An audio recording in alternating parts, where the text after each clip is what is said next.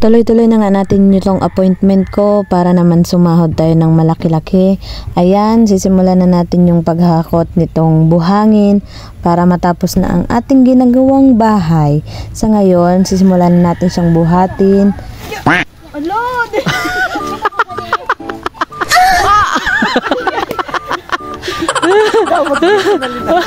Kaya tumawa kayo, parang yung nag-video.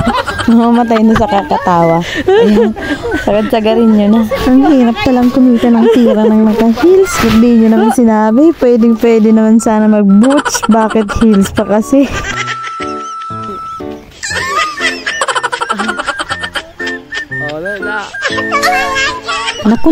Naku, kung meron lang talaga akong pera, hindi ako magtsatsaga sa ganito. Ang hirap-hirap, bumabaon yung heels ko.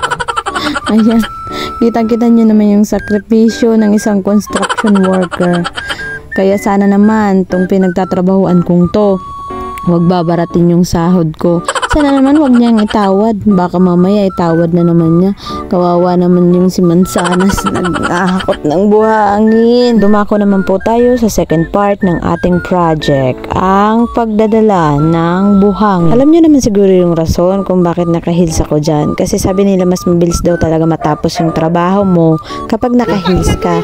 Kaya talagang nag-heels ako dyan para mas mabilis. Tiis ganda. Kailangan maganda ka kahit nagtatrabaho ka. O diba? At ayun nga, hindi ko naman nakalain na may mga viewers pala ako sa artistahin pala yung magbubuhat ng buhangin. Bigyan ko lang kayo guys ng isang tip. Kapag maghakot kayo ng buhangin, magle-laborer kayo, dapat may poise ka para mas maraming income, para mas maraming kukuha sa yung mag-labor. Diba? Saan ka pa? Kailan talaga maintindihan to si Mansanas kung bakit pumasok sa trabaho nito.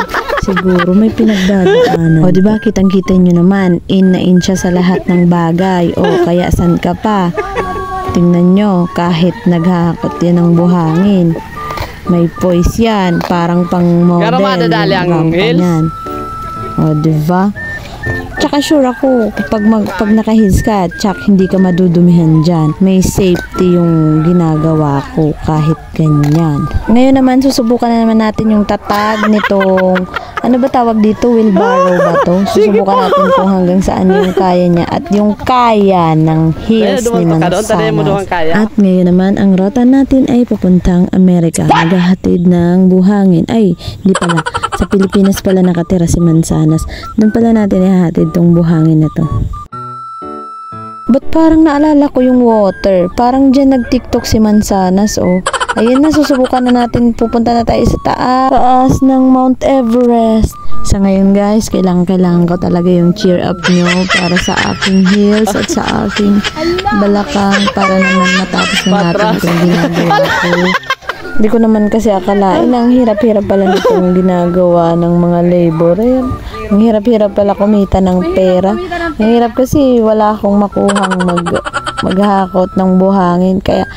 Kaya yun, lakasan na lang talaga ng loob to. Thank you sa panonood. Sana po tapusin nyo yung video at panoorin yung ads. Thank you.